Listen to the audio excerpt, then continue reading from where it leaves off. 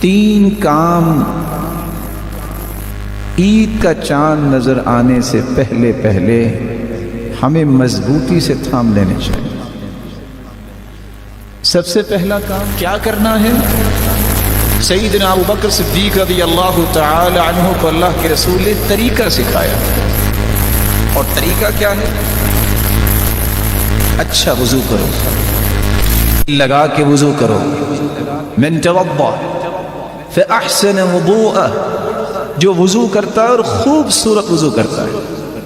خوبصورت وضو سے مراد کیا ہے؟ میں ہاتھ دھو رہا ہوں، مجھے یہ یقین ہونا چاہیے کہ میرے ہاتھوں کے گناہوں کو اللہ نے دھو دیا ہے۔ دل لگا کے میں ہاتھ دھوتا ہوں، جلدی سے نہیں۔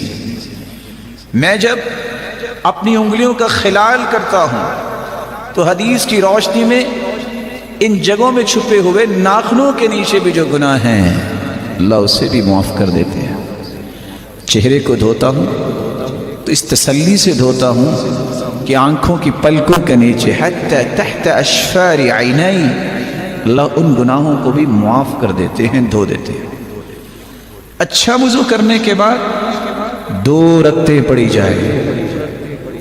اکیلے کسی کمرے میں آج 2 رکعتیں ضرور پڑھیے گا، دل لگا کے۔ یقبل بوجہہ وقلبہ، دل کو بھی اللہ کی طرف لگا کے، چہرہ بھی قبلہ کی طرف کر کے، قلب و قالب کو اللہ کی طرف لگا کے 2 رکعتیں پڑھ لیں۔ 2 رکعتیں پڑھنے کے بعد لا یحدث فیہما نفسہ، ان 2 رکعتوں کو پڑھتے وقت دنیا کا کوئی خیال نہیں آنا چاہیے، کوئی اور دل میں بات نہ لائیے۔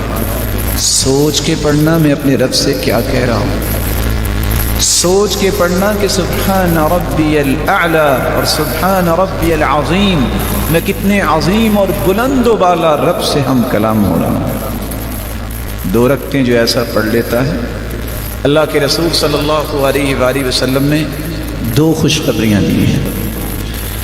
2 رکعتیں پڑھنے کے بعد ہاتھ اٹھائیے گا، سب سے پہلے اللہ کی تعریف کیجیے گا، پھر درود پڑھیے گا، پھر دل لگا کے اللہ سے دعا کیجیے گا، اور 2 مرتبہ یہ کلمات کہنا نہ بھولیے گا، رب اغفر لی، رب اغفر لی۔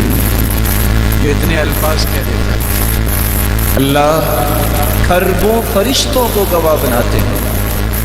علم عبدی ان له ربا یغفر الذنوب، میرے فرشتوں گواہ رہنا، آج میرے بندے کو پتہ چل گیا ہے اس کا کوئی رب ہے جو معاف کرنے والا ہے۔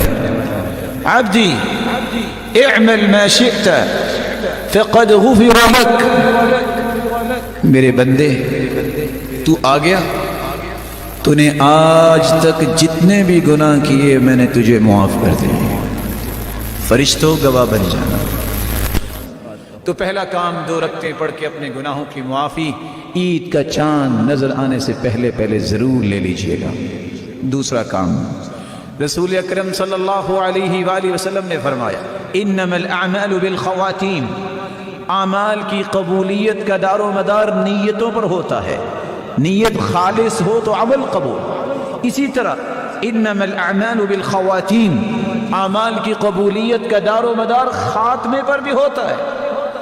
یہ باقی جتنے گھنٹے رہ گئے ہیں دوڑا دو اپنی سواریوں کو، کثرت سے قرآن پڑھو، کثرت سے دعا کرو، کثرت سے اذکار کرو۔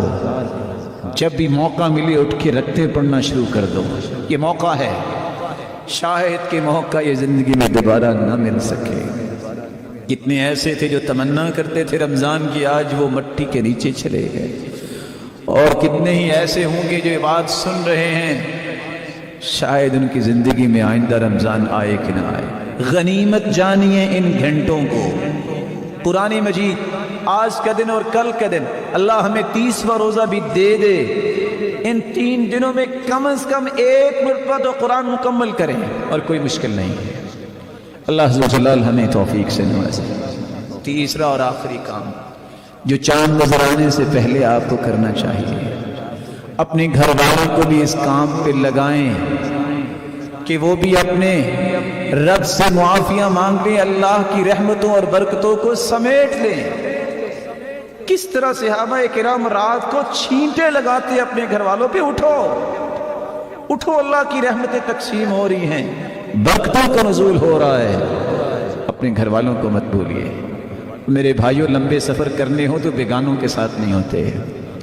اگر چاہتے ہو اور سمجھتے ہو کہ میرے پیارے ہیں، اگر سمجھتے ہو کہ میرے بچے پیارے ہیں، تو ان کو بھی جنت میں ساتھ لے جانے کی پلاننگ کریں، ان کے ہاتھوں سے صدقہ کروائیں، خود بھی صدقہ کریں۔